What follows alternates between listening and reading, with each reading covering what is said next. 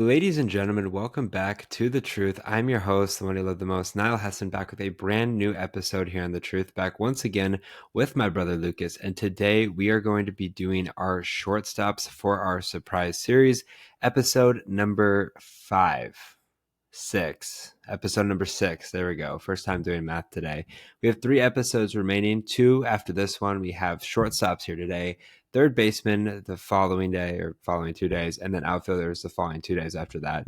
If you've missed the other positions, second base, first base, catcher, relief pitcher, or starting pitcher, feel free to go check those out. We also did a avoid series for all 8 positions as well. So got a bunch on there. And then I think the last series that we're doing before the start of fantasy season is our positional preview, which is obviously always so exciting as we are getting closer and closer. I was looking at it today. The Soul Series is March 18th, which at the time of recording this, a couple days, or actually it's March now. And then we have, I think it's like a 10-day break, 9-day break, and then it's the actual regular season. I understand why they have a break there, but like I also feel like if you're gonna do a Soul Series, like do it like I don't know, 4 or 5 days before the season. Don't do a couple days, wait like 10 days, and then start the rest of the season. That's just my opinion. It's totally probably unpopular, but regardless, we're getting baseball early, which is great. Spring training is out there and running. And today, as mentioned, probably for the 15th time, we're going to be focusing on shortstops. So we're each going to give you 3, which will make 6 total shortstops that we are sleeping on this season, whether that's because of ADP, people are scared of injury risk, whatever it is, we're here to give you those answers. So without further ado, go ahead and give me your first shortstop. First guy for me, a guy I really like is Xavier Edwards in Miami. Someone who's available in the Dynasty League. I believe, did you end up drafting him? Xavier Edwards, I'm pretty sure I did, but I might have traded Okay. him. I Yeah, think I that's why I'm traded not him. sure. I don't know. I love this guy. In terms of the minor leagues, he hit 313, and he had a good year overall. I mean, this year he hit 328, only 1 home run, but again, that's not his game. 12 doubles, 5 triples, 26 RBIs, 33 walks to 52 strikeouts is good. And the number that really pops out to me is 31 stolen bases. Again, this is 70 games. So that puts him on pace for close to 70 stolen bases in a season, which is pretty unbelievable. And if he's doing that while hitting 328, that is someone I really like to have. And I think he's really under the radar again. He's kind of like Otto Lopez, except better, in my opinion, as you can see by the numbers and just his projections.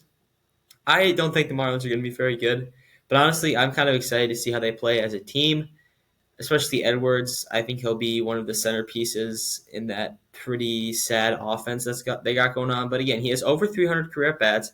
He's the 321 career hitter, 36 career stolen bases. Like that is someone who produces. Maybe at the shortstop position, that's not what you're looking for. Maybe you're looking for someone who's going to get you more power. Again, it just kind of is up to your own decision and what your league needs. But he's someone that's going to bring amazing value, especially at the end of the draft, who's getting overlooked, and he can get you 70 stolen bases and a 310 average the entire year. So my first guy, honestly, in my opinion, might be one of the most slept on guys in the entire fantasy landscape, and it's going to be Bichette. I know Bichette did not have a good year last year. I understand that, but I also think that's part of a fluky season. A lot of times for both sides, whether that's a player not having a good season, like really bad or really good, it's really just temporary. It's really just a fluke season. It's one of those things, if you look at a lot of these people, like they end up having, a drop off, or they end up kind of getting up to speed. It's really weird. But those are guys, if it's on a good trend, like let's say he was terrible, had a great year last year, those are guys you want to avoid. But if it's the flip side, if it's guys that had good seasons, then had a really bad season, those are the guys you want to buy heavy on for multiple reasons. One, because statistically it's proven that, these guys end up having back to as close to the success, if not even better, as before. And 2, people got a bad taste in their mouth from the previous season, which means these guys are going to fall, they're going to fall, and they're going to fall. And I understand he played in 81 games, dealt with injury, had 4 home runs, 31 RBIs, 225 average. I understand that. If you drafted Bichette, thankfully I didn't. You probably were feeling the horrendous feeling that you had drafting him. But you look at the years prior. I mean, 2021, 29 for 102, 298. 24 for 93, 290. 20 for 73, 306.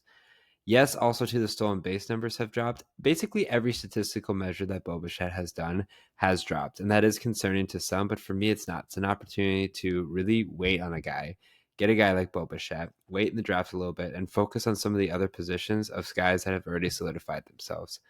Boba Fett also has something to prove going into the season as well. So there's just a lot of reasons that I think that you shouldn't give up on Boba Fett, especially if you're in dynasty leagues. He's 26 years old. Okay, he's 26, entering his seventh season on Toronto. A lot of things to be excited about, but I think those redraft leagues, he's going to continue to fall. His ADP's dropped. Like I said, he's the 12th best shortstop, which he was, perennial top five year in and year out. So I'm buying high on Boba Fett. I think if he can fall to you to a certain point, have your limits, but if he can fall to you to a certain point, you got to take him. It's one of those guys you just can't avoid. What about your second shortstop? Another guy I really like is Jacob Wilson. I talked about him on the podcast show, mostly just because he hit 433 in the minors again. It's only 200 at bats, but 433 is ridiculous. 7 home runs, 39 RBIs, 2 stolen bases, an 1141 OPS. I mean, he had 39 career doubles in 300 at bats. Like, he's averaging a double less than every 10 at bats, which is just ridiculous to me. Didn't have a great season, but mostly that's due to the fact that he got injured. I mentioned this on the prospect thing also, but I remember seeing him get injured, pulling his hamstring, running around third base, and that was the day I picked him up in fantasy, so that was really disappointing. Came back, didn't have a good season, only 92 at bats, hit 253 RBIs, 629 OPS, but at least as far as I'm understanding, I think he's slotting to be their opening day shortstop. But ADP does not like him, or not. I don't know if that's a term, but they do not think he's gonna be a very good shortstop. It seems like, because I mean, sitting at 39, 32, 37, like, he is a low expectation draft pick, kind of similar to Xavier Edwards. But Jacob Wilson has proven in the minor leagues, maybe a little less than Xavier Edwards, that he has the stuff. I mean, he was a 6th overall pick, Grand Canyon University alumni. Like, he proved himself in the minor leagues. And the question is just going to be, okay, did this injury derail him?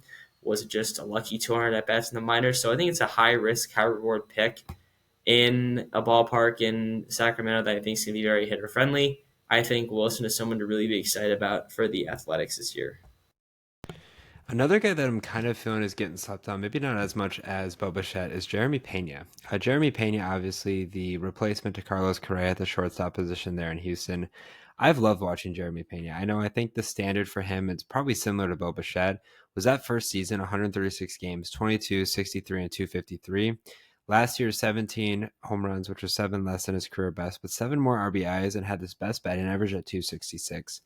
Again, looking at rankings for a guy like Jeremy Pena, he's currently 18th as far as shortstops are concerned. I feel like there's some guys ahead of him that are a bit more of a question mark, which for fantasy managers like myself, this is a huge sign. I also think too shortstops are overrated in general. Underrated in general, just because I think they're so focused on what they do on the defensive side that they just automatically assume that these guys don't have success, they don't have power on the offensive side. When in reality, the opposite's the case. And this is the guy that's going to be consistent. On top of that, he had the 7 most stolen bases than he ever had at 20. This is a really good really good player here, but a good prospect for your fantasy teams. And again, I think similar to Boba Fett, he's going to be kind of slept on a little bit later. I understand too, like for me, I know this is not a good comparison at all because he was not anywhere near like tremendous. But I remember when we did our draft last year, I drafted Carlos Correa super late. Now I understand he dealt with injury, but had a pretty good season when he was on the field. I'm talking like one of my final rounds of my draft. I didn't have a shortstop, and there was tons of good shortstops on there. For some reason, shortstops do kind of tend to fall down draft boards. And I feel like this is a trend that should stop because shortstop is a pivotal position, especially because it's a really taxing position and a really, defensive focused position. I think Jeremy Pena can help break that stereotype. And I think Jeremy Pena could get back up to that 22 home run power. But it's also a new look Astros team, which is a little bit interesting to see. They're still going to have some bats. They're still going to make some noise. I think Jeremy Pena is going to be a really big sleeper for a lot of fantasy managers. All right, your final shortstop. Yeah, last guy for me is I kind of fits the theme of young guys is Brooks Lee. Of course, I had to shout him out, Twins legend. I really like him, switch hitting guy, and he's going to get you eligibility. He's a shortstop. He'll play second base. He'll play third base. I haven't seen in terms of leagues, but I think he'll get you eligibility there. A little bit of a rough season last year. He started off really hot, but end of the year, only 172 at bats, 221 average, 3 home runs, 27 RBIs, 3 stolen bases, only a 585 OPS. So that's a little concerning. But as a Twins fan, someone I still like in the minor leagues, he had a pretty solid minor league career. 55 doubles, 28 bombs, 129 RBIs, 86 walks, 132 strikeouts, hit 290, 362 on base, 480 slug. So 840 career OPS. I don't know. It's something about him just I really like. The question is, where he's going to slot into the Twins this year. You got Eddie Julian, maybe getting some second base reps, or Brooks Lee. But I think Brooks Lee provides a lot of utility. In terms of a fantasy outlook, this would be someone who you're really drafting late or even a waiver pickup. But this is a guy whose name I would really look out for, not only in the draft, but after the draft to see if maybe you lose a guy to injury at second base, shortstop, or third base. That's the beauty of Brooks Lee, is he can play all those positions, and he plays them pretty well, in my opinion. So the question is he going to sustain what he does in the minor leagues, or is he going to fall back to hitting 230, 15 bombs, 60 RBIs, which isn't terrible, but I think he has more potential than that, and that's why I'll be looking out for him at the end of the draft as a Twins fan and a fantasy owner. My final guy is going to be Zach Neto. I love Zach Neto. I mean, he's 24 years old. He's still extremely young, obviously entering his third season now in the league. Last season, played a full season, 155 games, and made a drastic jump from the 84 in 2023 in his rookie campaign. He went from 9 home runs to 23 home runs, 34 RBIs to 77 RBIs, 5 stolen bases to 30 stolen bases, and 225 average to 249 average. All the other stats went up as well, but those are the 4 ones that I wanted to highlight because a lot of fantasy leagues, especially those roto leagues, are looking at those stats, right? Those big stats right there. 14 home runs, 40 some RBIs, 25 stolen bases, and 25 in the average points. I understand he played in 70 more games, but still, that is a really good impact for a guy like Zach Neto. And for some reason, he's continuously getting disrespected. He's below Jeremy Pena and Bichette at the 20th best shortstop right now, which I think is just crazy because, again, Zach Neto, I understand, there. I just mentioned with Bichette about it being fluky. Like I can get that argument to an extent, but also he's super young and he only played 80 games. This is a guy that showed a lot last year. This is a guy that's going to be hitting atop the Angels lineup. I think the biggest thing that people are concerned about is just how, I wouldn't say bad, but how young that Angels lineup is. It's one of those things that, yeah, the Angels are probably going to finish last or second to last in their division. They're not going to win many games, but there's still some big run producers like Chanel and O'Hoppe that are in the mix there. They also have some veteran guys as well. No Anthony Rendon, though. He seems to be injured every week, but Zach Neto is going to be a guy that's going to be a stable there at the shortstop position. He's a guy that's proven time and time again in his young career that he is a guy that you can be relied on. I think if he can improve his strikeout numbers a little bit, he'll be even that much more efficient. His batting average will go up. As we get into year 3 and even year 4 and year 5, you'll see that change happen just as a guy like Zach Neto is starting to get more familiated in the league and starting to become more of an all-around player. But I think it's disrespectful to rank him that low as shortstops are concerned, especially for how young he is to prove himself that early in his career. Thank you guys for listening to another episode here on The Truth. If you guys did enjoy it, make sure you follow The Truth on Twitter, The Truth as one, to stay up to date with the latest information regarding The Truth, including podcast dates, podcast uploads, and other important information you don't want to miss. Make sure you guys also follow The Truth on Instagram and TikTok at the.tt.truth. Are you looking to find a drink that offers peak hydration, raises your energy levels, speeds up your recovery, and keeps your mind sharp through focus and memory? Look no further than Acid Rainwater. I'm excited to partner with Balance Sports AZ and Acid Rainwater, which focuses on peak hydration and productivity, while also maintaining ecosystem-friendly product. Use code HESSON15, that's HESSON 15 for 15% off every purchase. As always, I'm your host, one you love the most, Niall Hesson, joined once again by my brother Lucas. Take care and good night.